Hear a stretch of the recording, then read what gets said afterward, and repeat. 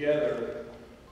You know, I've watched over the years Father Moon call men and women from all corners of the earth, from all walks of life, from every kind of leadership role, whether they be pastors, scientists, mothers and fathers, families, you name it, from everywhere, leaders in every kind of political field. And one of the things that really moved me, and still does today, is what happens around these tables. Is you sit down with someone you've never met before. Maybe they don't look just like you do. They speak another language, or they're from another culture, or they could be from a nation that at one time in your life or in your parents' life may have been a warring nation with your own. In some cases, I've sat down with people who are at war at present. You know, these guys would not find themselves in the same room, much less the same table with one another to save their lives or anybody else's, and yet there they were. And what I've discovered by doing this, and what I believe they discovered also, was that every man, husband,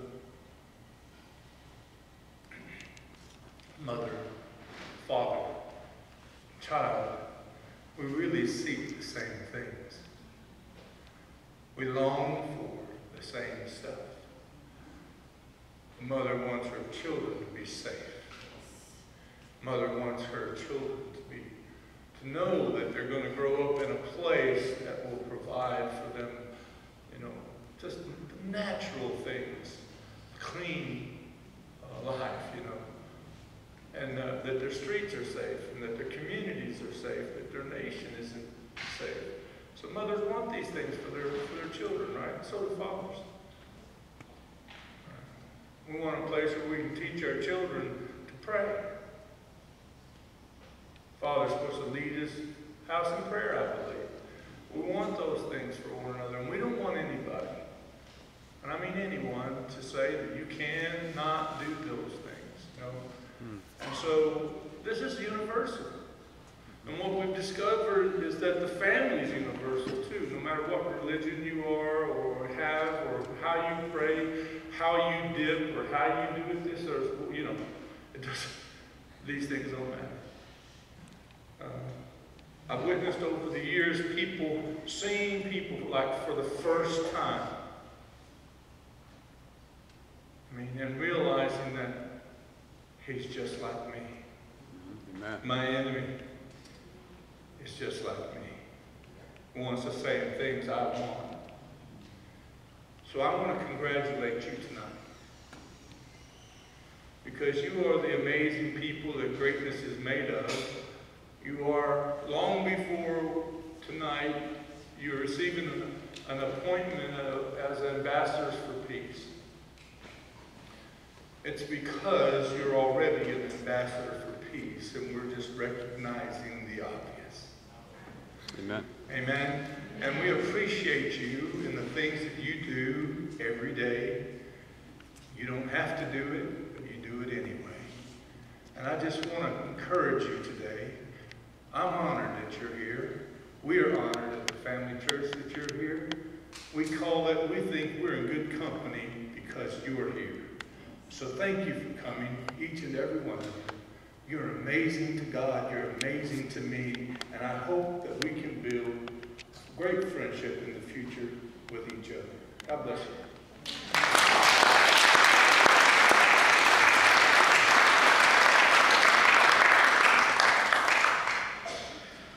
Wow, it's my honor to introduce our keynote speaker, but before I do, maybe some of you are puzzled by the banner behind me at the top. It says Cheongguk. Well, our founders are Korean, right? Father and Mother Moon. And Cheongguk means the kingdom of heaven on earth and in heaven. It means like a cosmic one, both in the physical world that we see around us and in the spiritual world. And the two cranes represent birds that mate for life, right? and that these birds actually fly across the Himalayas, the highest peak, somehow prepare themselves and fly over that peak so that they can go and mate and repeat the cycle of life. And then the circle with the 3 generations that originated from the Family Federation for World Peace, and that is the 3-generational home of grandparents, parents, and children, and there's the heart in the center of true love and the light of God shining above them. So just if you were wondering what that was, Chanokuk means the kingdom of heaven on earth and in heaven.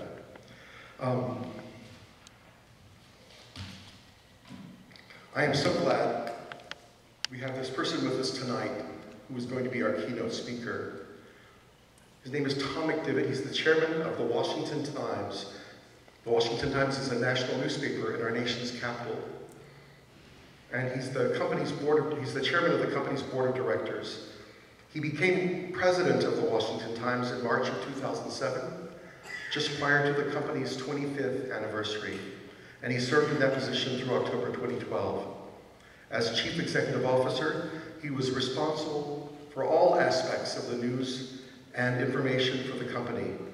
He led the Washington Times through an intensive period of strategic turnaround, national market alignment, and product line expansion reaching more than 10 million regular readers throughout America. Tom has also served as chairman of the Universal Peace Federation USA. And that's why I really felt his presence here was so important. And in 2017, he was appointed by the co-founder, the surviving founder, Mrs. Hak Jahan Moon. She appointed him as president of UPF International, worldwide, the Universal Peace Federation. So there's a person no more fitting to be here with us today in Dallas, in Irving, than Tom McDivitt, to give you, new ambassadors for peace, and all of us, sitting ambassadors for peace, kind of a reinvigoration of our mission and the work that's going on globally with the Universal Peace Federation. Since 2015, and recently, Tom, as the UPF International President, he focused his attention on developing, you might have heard of it, the International Association of Parliamentarians for Peace, the IAPP. We read earlier today in one of Mother Moon's comments that she said, I have to educate young people, I have to educate people who will go on to greater things. And she had this like aha revelation a few years ago. And she thought, if we could bring together young parliamentarians from all across the world, have them rub elbows like you've been doing at your tables, have them discuss things and share things, get out of their countries, and see a bigger picture, and see people in other countries who also long for peace, who long for equality, who long for the eradication of poverty and the opportunity for education. She said that we might actually start like this camaraderie amongst parliamentarians, a network of parliamentarians around the world who already have in their mindset world peace, world peace, world peace, and who aren't just looking at the needs of their own country, but how their country might play a part in the bigger picture of world peace. And Tom's also been working with the Interreligious Association for Peace and Development, the IAPD. Since 2015, Tom has played a key role in the implementation of 7 fact-finding trips to South Korea, featuring journalists, current and former members of Congress, and former high-ranking officials in the U.S. intelligence community. The focus of these trips and related publishing projects in support of the peaceful reunification of the Korean Peninsula. So this is based on complete, verifiable, and irreversible dismantling of North Korea's nuclear and ICBM arsenal. He's got an amazing bio, I can't read all of it.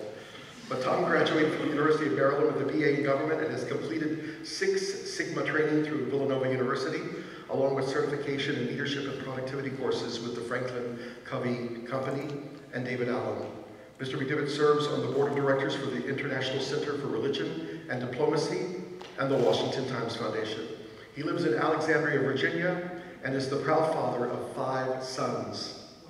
He and his late wife from South Korea, Sunja Lee, were married for 20 years until she passed away in 2002. He practices Tai Chi in order to remain calm and golf to remain humble. Please help me in welcoming up Tom McKibben.